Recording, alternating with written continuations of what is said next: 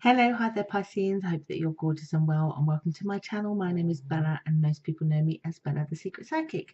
This is your love horoscope for June 2019. I do hope that you're all well. If you don't know me, I'm a psychic reader and also a tarot reader. If you'd like to know more about me, all the links are just down below, and I do not like to waste time.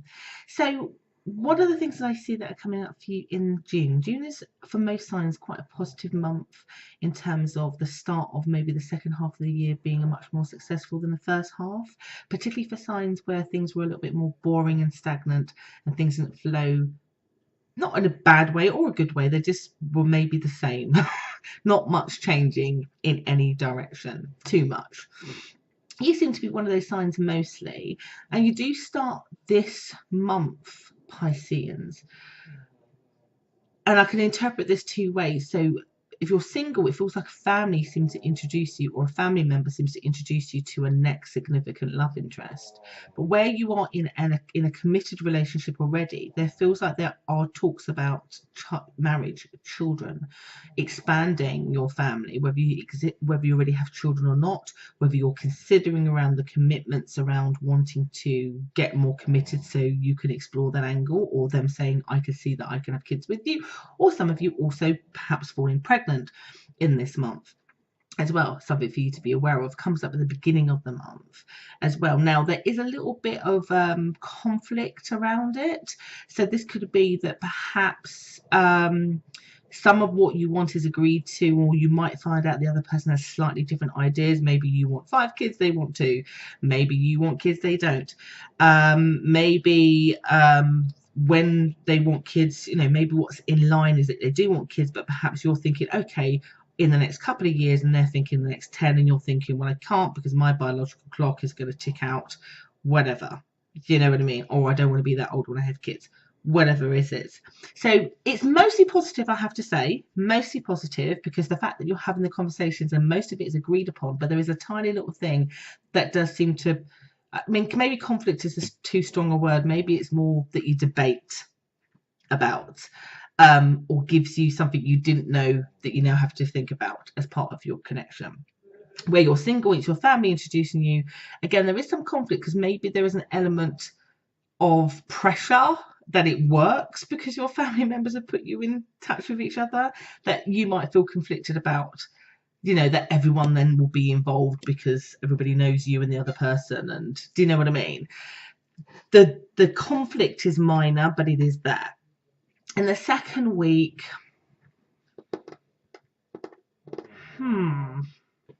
I get it now. Sorry, for a second then I thought I was going to have to take back what I was going to say. So for the second week, some of you feel like your partner or the new person that you've gone with is going away. So they're either going away for work or they're going away for holiday, and you miss them a lot.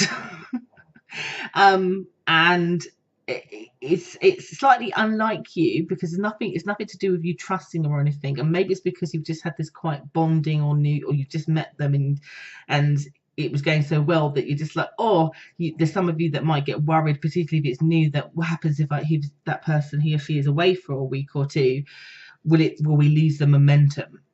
And so you miss them, or you're worried about it. And then some of you are worried again because they're gone, you miss them, you're used to them being around, and it's causing you to feel a little bit stressed. It's coming across as cute, if I'm being honest with you. It's coming across as cute that you miss them because they are absent and that you couldn't go with. So it's not, they've gone on holiday, bachelor party, bachelorette party, work commitment, they are away from you. If anything, it makes you understand just how strongly you feel for them, which you like. The only other negative way that I could view this, because this is a general reading, is perhaps that they have gone away to resolve something else, and that might be causing you worry. But it really is, again, everything feels very low level and is more to highlight how much you feel for them than you probably realized that you did, which is a lovely thing. I think the maximum that they're away for is about Actually, it could be 3 weeks, because I could see even in the 4th week there's some of you that still have somebody away. I do get in the 3rd week they are definitely communicating with you. They do seem that they're far away. They feel like they want to tell you what they've seen, what they've done. They imply they've brought you gifts. So there's an element of them missing them too, but they're not as missing as you are, probably because they feel more confident in their connection than you did, and you're just realizing it. Maybe it's that.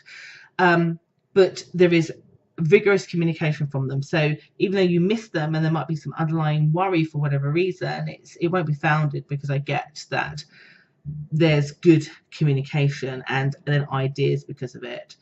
I would say for some of you, it's definitely 2 weeks. There might be a few of you where that person is away for the whole of the month, but you are certainly reunited by the end of it. And again, in a positive way. And I think all it does is it invigors you to want to put more in the relationship. You know, it's that whole thing about absence make the heart grow fonder, and you appreciating how much you felt for them. Again, if I wanted to take this in the negative, and that maybe this person left you because they just wanted space, you then might realize just how much you wanted them, because that space has been created, and therefore then when they are back, the relationship is even better because of it. So there's lots of things going on. There's the whole children, family, introduction, kid thing, and then there's this whole kind of absence that is highlighted as you realizing how much they mean to you, and then wanting more, wanting family. So again, let's use that kid thing as an example. Perhaps they've said to you, I want 5, and you're like, no, I want 2. By the time they come back, you want to give them 5.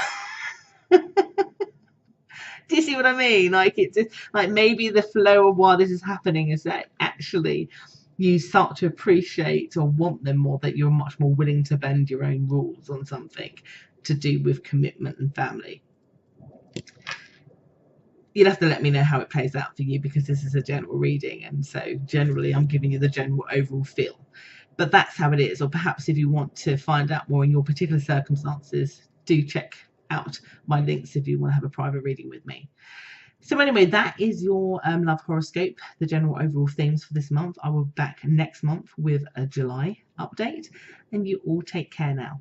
Take care. Bye bye.